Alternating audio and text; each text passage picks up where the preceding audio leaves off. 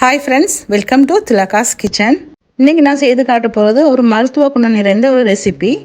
அது என்னென்னா, அது கோயில தண்டுன்னு சொல்லுவாங்க, கோயில கிழங்குன்னு சொல்லுவாங்க. அது எப்படி செய்கிறேன்னு சொல்லி நான் உங்களுக்கு காட்டுறேன். அதுக்கு தேவையான பொருட்கள்: கோயில தண்டு அதுன்னு சொல்லலாம். வாரத்தில் 2 முறை நீங்கள் பிறப்பு கூட தேங்காய் பழம் போட்டு கோயில தண்டு நான் சமைக்கிறேன், நீங்கள் பார்த்துருப்பீங்க. இது நான் வெஜ்ஜாக தான் சமைச்சேன், நான் மச்சமாக சமைக்கல.